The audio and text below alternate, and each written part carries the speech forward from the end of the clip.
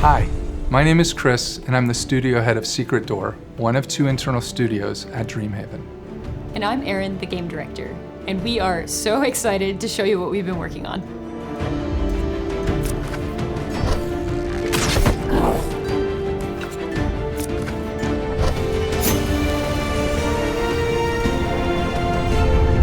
Sunderfolk is a tactical turn-based RPG that you play with your friends, family, and loved ones.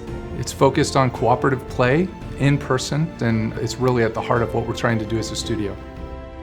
We were, with Sunderfolk, really trying to create something that would inspire people to get together in person. We wanted to feel similar to a game night, getting together to play a board game, or getting together to play D&D with a group of friends or family or loved ones that you really care about, and to share that experience together side by side.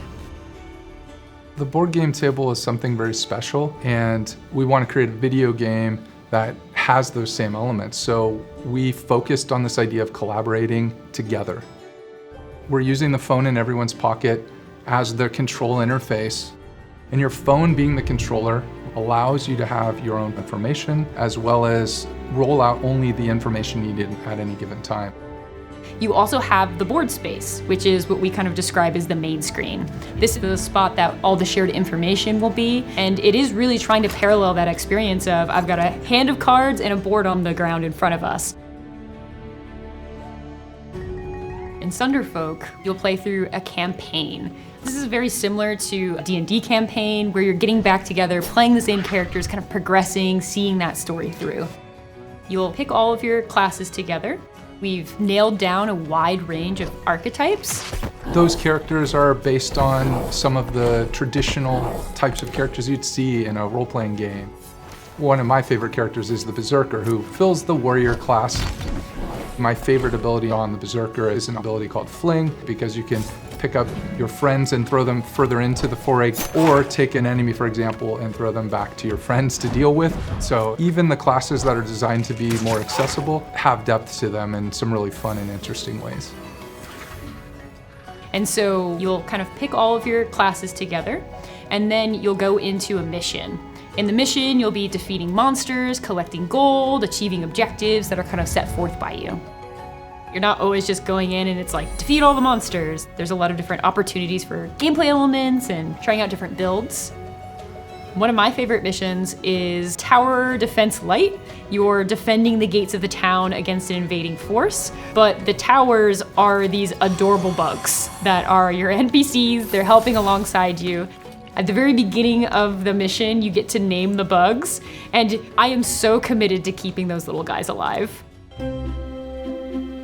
Once you complete that mission, you and your group will head back to town. In town, you can head off and kind of do your own agenda. It's really purposefully built as a little bit of a reprieve from the focus of the missions themselves. You and your friends can kind of go around independently, picking up that next item you need for your build, customizing your different decks, talking to different NPCs and townsfolk, building their affinity up. And once all of the players are kind of ready to move forward, they'll head out to mission select where they'll pick their next mission and then kind of deploy back out. We've found in our own experiences that being around a board game table with loved ones, friends, or family is true togetherness. Sunderfolk is our way to be able to bridge that gap with folks that you've always wanted to share this passion with. I want people to play these deeper, richer experiences around the table, but it can be challenging to do that. And so with Sunderfolk, we're trying to go right at the heart of that and get them into some fun as fast as they can. That's kind of where our mission came from. We're trying to give an entry point for folks already in the community to pull along their friends, their family, their loved ones who want to be part of that community as well. One of the things that I think is most appealing is when you come away from that table with your friends and you have this incredible story that nobody else gets if you try to explain it to them, but to you is such a strong emotional moment. I want Sunderfolk to provide those opportunities too, and I'm excited for players to experience that. Togetherness is at the heart of the studio. It's what we're trying to provide to people with the experiences we create, and Sunderfolk is our first step into that. It's a very collaborative game, so it's really fun to be playing with other folks, working together to overcome these challenges, going on this heroic adventure together. kind of like talking through what the best strategy is. That's the experience that we want you guys to have.